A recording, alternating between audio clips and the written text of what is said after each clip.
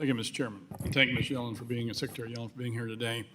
Statutorily, you're required to be here before the Financial Service Committee to talk about international financial system. We appreciate your willingness to do that. I wish you would be the same attentive to what you're supposed to be doing with the Small Business Committee as well. You're well over 2 years since you're supposed to statutorily have been there, and subsequent visits have not been taking place either. So I hope you would attend to your statutory duties in that committee as well. One of the things that I'm concerned about, and we've talked about a little bit here in the last few of my colleagues this morning, was sanctions and how it all structured with China and that sort of stuff. And I asked this question maybe the last time you were here with regards to the possible invasion of Taiwan. We learned from Russia when it invaded Ukraine that we didn't really have a plan put together on how to put a group of sanctions together on different entities, whether it be oligarchs, the country itself, and we had to sort of, after the fact, get up to speed and get it done. I asked the question last time you were here, if you're putting together a plan with regard to China and its possible invasion of Taiwan. At that time, I got no response indicating to me that there is no plan. So since then, has the Treasury worked with Commerce, anybody else, to begin to put together a plan should China invade Taiwan?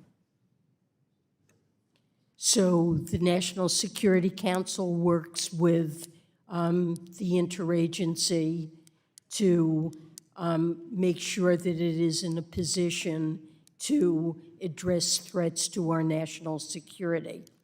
Okay, and so I'm not in a position to be able to provide any details at all about what the response would be to hypothetical events pertaining to Taiwan. Okay. But I will say that this is something we work with other agencies to make sure that the United States is okay. I understand you can't tell me anything more than just a yes. That's what I want to hear. Thank you. You've addressed a little bit about this next question with regards to China having access to the World Bank. It's kind of interesting, second largest economy in the world, and yet in order to be able to qualify for the loans, you got to be a low and moderate income country. I would assume you would agree that they are not a low and moderate income country? Certainly, I don't think that they should qualify for World Bank loans. I had a discussion today with the president of the World Bank, and I discussed this issue with him, how and why China continues to have access to this and why we can't stop this from happening. You indicated in your earlier discussion with some of our members here that you're working to try and stop that. Can you tell me exactly what you're doing to stop that? Well, we will not support or vote in favor of any World Bank lending to China, so we use our voting to oppose it. And we have certainly worked to convince other countries in the World Bank to cease funding. And while there is some, it is a very small part now of the World Bank's activities.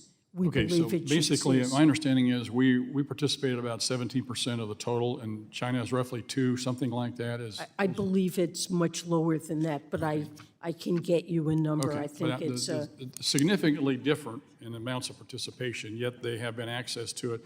And because of our overwhelming participation, the amount that we have in there, we have an outsized voice on that in that board. Is that correct? We do. We have okay. we have significant. So we need to be exerting our authority to be able to our opposition on the board to put China back in its place, and that's what you're going to try and do. Correct? Yes. Okay. A minute ago, you said that you're seeking authorization to participate in some other international financial institutions. You need to be reauthorized every year. Is that correct? I guess what I said is we would like permission to continue participating in the new arrangements to borrow, and we also seek permission to lend up to $21 billion to 2 IMF funds, the Poverty Reduction and Growth Trust and the Resilience. Well, Madam Secretary, if we're going to be loaning money to these foreign financial institutions and the kind of money you're talking about, do you not believe that we need to have more control over them to make sure that entities such as China don't have access to them? Well, we have substantial control over them. We have made sure that the structure of This these is where we're gonna funds, go. If you want, Arthur- they cannot lend to China. The poverty reduction and growth. The gentleman's trust time has is only expired. for very low-income countries. The secretary can answer for the record.